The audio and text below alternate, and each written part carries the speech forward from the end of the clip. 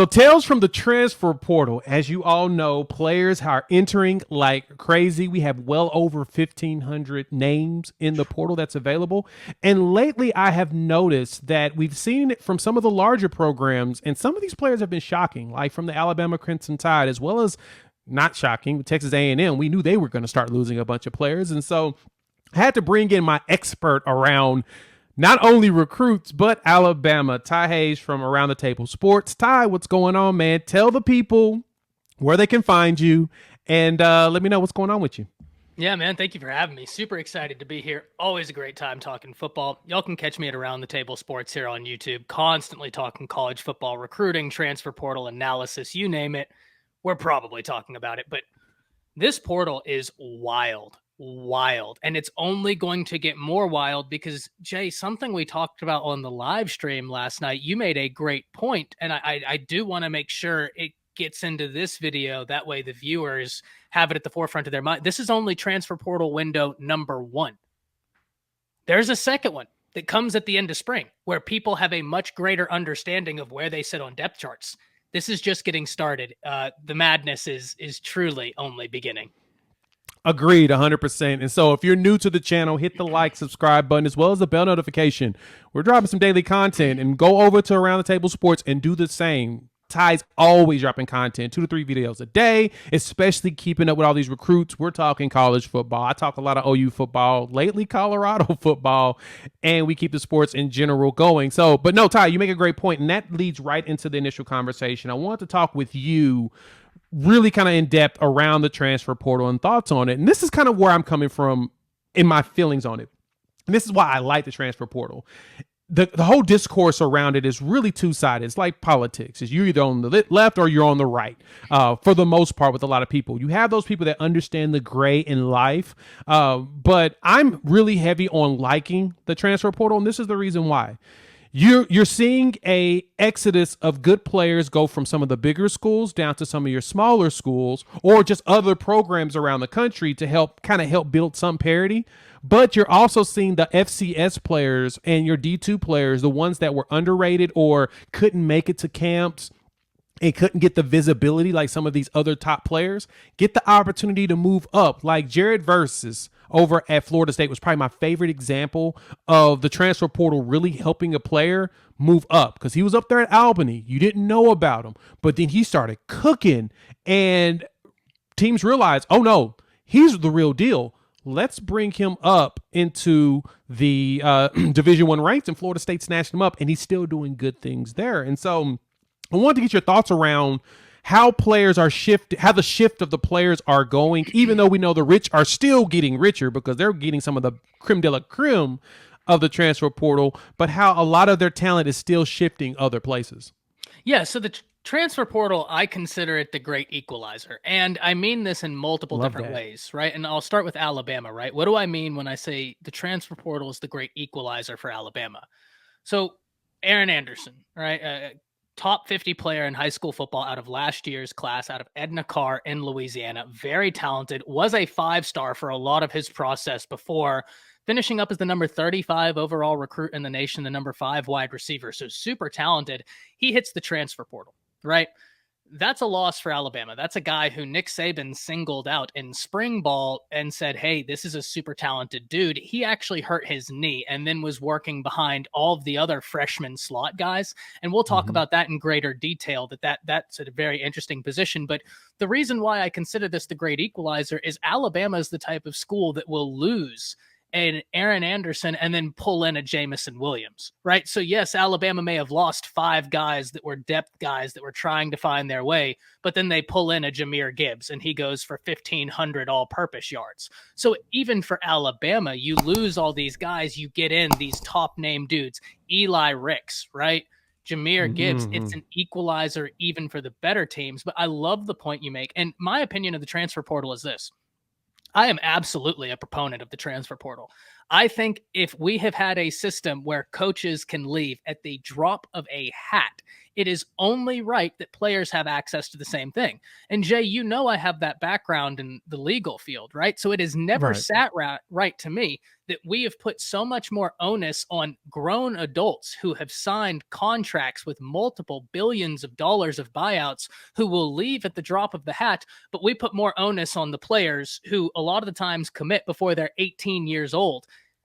I've never understood how more onus is put on the players than the coaches. So no, I think the transfer portal is a great idea. I do wonder the effects of it, right? Specifically for high school recruiting. How is this going to affect some of your high school guys that would have otherwise ended up at some of your mid-tier D1 programs?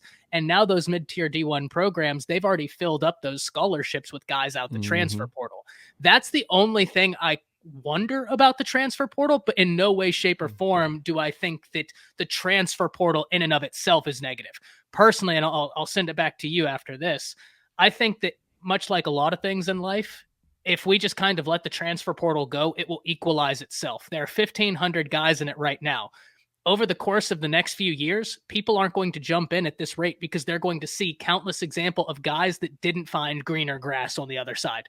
They found brown grass on the other side, or they found no grass on the other side, right? So after so many examples of guys not really ending up in the situations they thought they would, how many guys are we seeing transfer again? Right? Like we're seeing so many people, and this is their second time in the transfer portal. In a few years, I think you're right.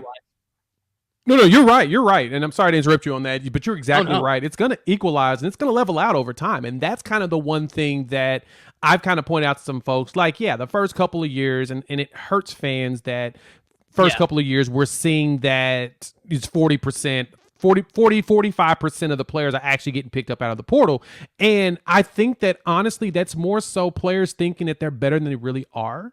And they're expecting to be picked up by larger programs. And the larger programs are saying, nah, we good. Mainly because we know your story. We've watched your movie. We understand what the ending's probably going to be. And you're not someone that we need to pick up. Like I've seen some 4 and 5 stars that still haven't got picked up over the last couple of years. And that tells me more about the evaluation on what that player is more so than it is on the teams wanting to grab them. Like they can go play football at a D2 school. They can go play football at FCS school and probably dominate and work their way back because they didn't want to stay. But on that point, the one thing that I did think about too, and that leads us right into the conversation around A&M as well as Alabama and the exodus it feels like with certain players. Now, this has always been my evaluation around the transfer portal. If you're losing players that were productive, you've got a problem in your institution. If you're losing backups, that just means they weren't going to crack the depth chart, and they understand that, and that's why they're leaving. And so I noticed that with Alabama, that some of the players that were out, and let's kind of talk about them first, the Alabama piece, the players that you've seen, the ones that have gone, has any of them surprised you? So I think the one that got me was JoJo Early. I did not think him or Trayshawn Holden were going to leave. Who was it that jumped out to you leaving from Alabama? I'll give you three. And I'm going to grant you JoJo Earl. The one, Trayshawn Holden didn't necessarily surprise me because he is going into his final years of college football. He's really got to stand out, and he hasn't taken the job over a younger guy, Ja'Cory Brooks. In fact, in most of the biggest opportunities, most of the biggest moments, the staff turns to Ja'Cory Brooks over Trayshawn Holden. So I completely understood him transferring, right? He wasn't going to be the guy, because he had to compete with Ja'Cory Brooks. So that one I understood. JoJo Earl was a little bit surprising because of his ability, but in fairness, he's been injured so much that we haven't ever seen that ability turn into something tangible on the field for Alabama. We've heard Nick Saban talk about how talented he is, but I don't know that he has ever really gotten to show the ability he has. Now, that being said, man, and I said this to you the other day, he is going to be a real big get for somebody. I think JoJo Earl's phenomenally talented. And then the other two that are surprising to me, because the JoJo Earl one's a little bit surprising. The other two is Javion Cohen, the offensive guard. He hit the transfer portal. One thing we have to acknowledge, though, he ended up stopped playing for mental health reasons partway through the season and ended up having his job taken by Tyler Booker, the freshman guard who graded really high. I don't know if you saw the freshman grades. He actually graded as one of the best linemen Alabama had. he's not giving that job back. Right. So the guard position, I think Cohen might have been able to compete for the other guard position. So he's one I would have loved to have kept. I think he's the one that out of all the transfers thus far is the most surprising. And then we get to Aaron Anderson, and I'm going to kind of package Christian Leary, JoJo Earl, and Aaron Anderson into this one right here, Jay, and then I'm going to pass it back to you. Mm-hmm. Alabama signed an incredibly elite slot wide receiver class last year. And let me break this down. The guys that got play at the slot wide receiver for Alabama as true freshmen were Kendrick Law, Kobe Prentice, Isaiah Bond, right? All three of those guys. Aaron Anderson would have been another one, but he got hurt. Aaron Anderson comes in, early enrollee. Nick Saban singles out he and Kendrick Law and said, these guys have a ton of ability. They're guys you need to watch. Aaron Anderson ended up getting hurt. The reason why I'm not super surprised with Leary, Earl, or Anderson transferring is because Earl and Anderson had injury problems, and now they're all of a sudden, when they get healthy, looking at a situation where there's 3 or 4 true freshmen in front of them on the depth chart, and those guys are getting play. And Nick Saban is praising those guys as well, such as Kobe Prentice, Isaiah Bond, really all of them. That freshman wide receiver group, it was all concentrated at the slot position. And when you look at a lot of the transfers from Alabama, it's been in that slot wide receiver position. So that's fair. There's some guys I would have loved to have kept. There's not a lot of moves, though, happening out of Alabama that I can say, oh, I'm super surprised about. I think in a perfect world, you would have loved to have kept Cohen. And as much as I want to say I'd love to have kept Aaron Anderson, at that point, man, how can I expect a guy that's that talented to just sit when there's 5 guys that are in his same class, like that you're all competing? I think the writing was on the wall. And I think that that's the biggest benefit of the transfer portal right there, is the ability to recognize that, yeah, that injury put me back, and I'm not going to be able to surpass these guys. Right. Aaron Anderson really reminds me, this whole situation reminds me a lot of the Kamara situation, where he came to Alabama, and in that room, he looks around and it's like Derrick Henry, TJ Yeldon, Kenyon Drake, and then he gets hurt. Then he gets hurt. And now all of a sudden he's sitting there. He's like, okay, I have a bum knee and I'm the last in the rotation and I have to work my way up. And it's not that I have any doubt in my ability. I don't doubt their ability. Right. So like, I'm already working behind the curve. I know I'm a dude, but the problem is they're dudes as well. So yeah, something's got to shake. Game recognizes game. And that's the thing about a lot of these players when they're making that decision to hit that portal. They look around them and they know, nah, man, that dude's the truth. And I'm not going to act. I know I can be the truth when I'm healthy, but he's the truth right now. And because he is the truth, there's no chance that I'm going to be able to just surpass him immediately. Like, it's going to take time. I would have to hope for an injury from my friend in order for me to truly get an opportunity to surpass them. And so, yeah, that's where the beauty of the transfer portal comes in, because then these players move around to these other schools. Like Trayshawn Holden's going to Oregon. I love that. Great move. Shocked me, but it's great. And you're going to, and then Tanner Bowles. Now, him going back home to Kentucky was a shocker. Interesting, because Eric Walford was the offensive line coach at Kentucky, who's now with Alabama, and he was the offensive line coach that had that. But once again, I don't know where he was looking on the depth chart, because I don't know that he was going to be able, especially with Booker coming in there and being that guy as a true freshman. And that's the fairness of it also, and that to me shows how deep Alabama really is. And so I don't see any of this as a concern for Crimson Tide fans, those that are here on the channel. Please hit the like, subscribe, and bell notification and join the family. But there's nothing about this that makes me concerned. Now, when we come to A&M, I am concerned. They are losing players that they shouldn't lose. They've lost more guys that, I think you stop and are like, wow. Yeah, and that tells you a lot, because we knew that coming into this season, there was a lot of course, expectations of Jimbo Fisher and his staff and what they're supposed to do. And then all of a sudden, this team looked bad. It looked poorly coached. And so all of the fans out there were really thinking that, there's going to be a big turning table for this. There's going to be some big changes that's going to come down the line. And as we hit the moment that we got right to transfer portal day, which was December 5th, you started seeing that transition of players like, yeah, I'm out of here. I want to go. Productive players.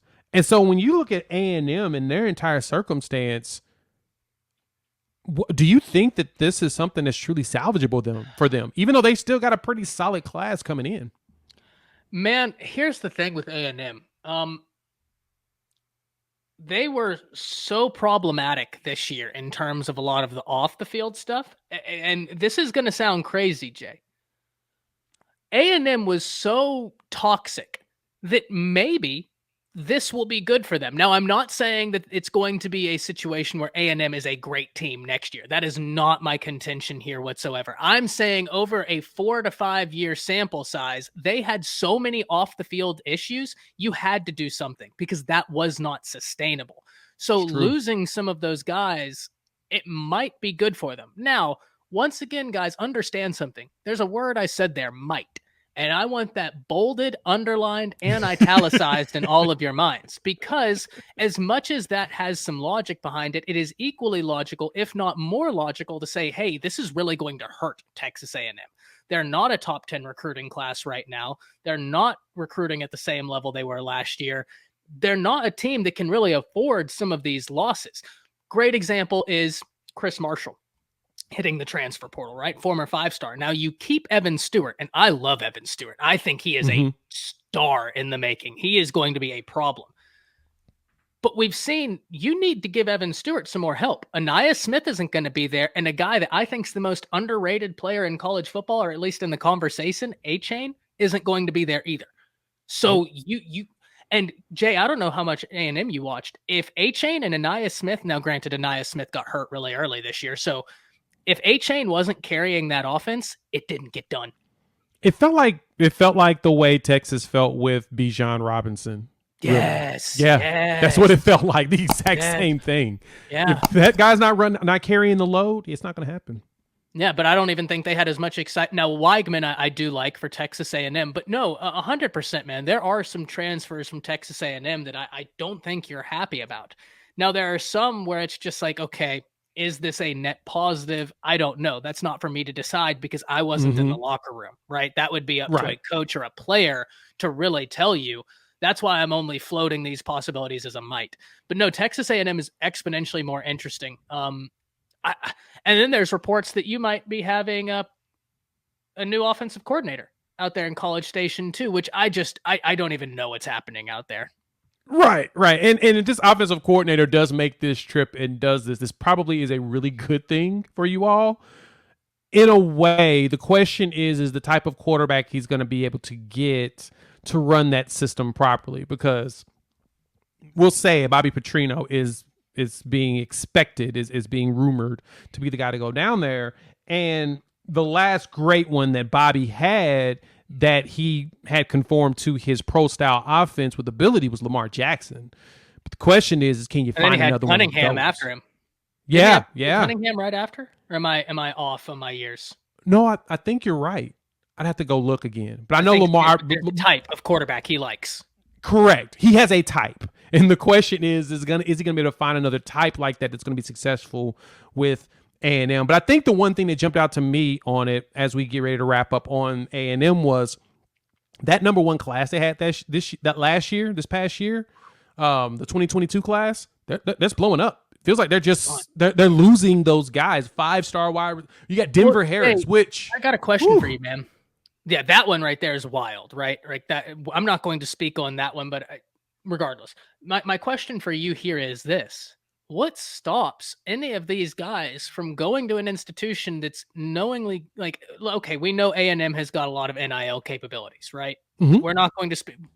What stops them from going to A&M for a year, getting a bag, and then being like, all right, I'm out. I know the capabilities here are greater, so I'm just going to get a bag here and then go play somewhere else. Especially because they know they'll go play and start somewhere else the next season, guaranteed. I mean, I'm looking at these transfers now. To like Chris Marshall. Yeah. So Chris Marshall, he's headed to Ole Miss right now. He's being predicted to go to Ole Miss. Lane, love that. Alea is looking at either Ole Miss or TCU, so he's going to stay in Texas. Yeah, Miami it looks like he's going to visit Miami as well. He's going to visit Miami. Yeah, you're right. And that's what it seems like. A lot of these players are taking the time, taking the money, enjoying the bread, and then saying, nah, I think I'm good. I'm going to go ahead and go somewhere else. And I feel like that's probably what's going to happen with a lot of these big NIL programs, the Miamis of the world, the A&Ms, who everything about their institution is about how much money they're going to pay you in NIL. That's the good thing about NIL for me, is that you're going to see some big classes go to some of these schools, and you're going to see the players leave a year later and go where they actually wanted to go. Yeah. Honestly, as we've talked about it here about David Hicks in Oklahoma, I can totally see David Hicks being at A&M next year and then transferring out and going to Oklahoma the year after. Just because that's interesting where he Nick thought he wanted to go. Williams isn't there anymore. Yeah, Nick's gone. Nick's gone to Colorado. The question is, does Colorado become a player in this? Yeah, and well, even for like Tunmise Adeleye, I was so shocked whenever he had his top 4 yesterday, and Colorado was part of it, because I was like, man, Nick Williams is right out there now. It seems like that'd be a great location for you. Right. I'm curious, and we'll have to jump on and talk Colorado another time. I didn't want to make this video too long, but no, Ty, I appreciate you jumping on. Yes. Let the people know where they can find you. You definitely got to come back again soon. We've got to talk Coach Prime and all the stuff at Colorado soon. I wanted to wait until closer to quiet period to really get an understanding of who's serious and who's not, because 200-something people may have reached out from transfers and recruits. We don't know who Coach Prime is serious about either. You know what I mean? Exactly. And that's what I want to figure out. But with that, Ty, let people know where they can find you. Yeah, you can find me at Around the Table Sports, constant college football content. Got 2 videos in the pipe today, about to be uploaded. Love to see y'all there. Jay, thank you so much for having me, man. Anytime you want to record, you just let me know, and I'm here. Definitely, man. We got to do this. Like I said, again, we will talk a lot come early signing day, which is December 21st. So be prepared. There'll be announcements from Ty as well as myself of how we're going to make this go down. I'll probably be spending a lot of time on his channel, so you got to come over there and join us. But if you're new to here to Unfair Sports, hit that like, subscribe, and the bell notification. Join the family. I'm dropping some daily content around college football, a lot of OU stuff, Colorado, college football in general. And with that, we'll chop it up with y'all probably in a few hours or so. Peace.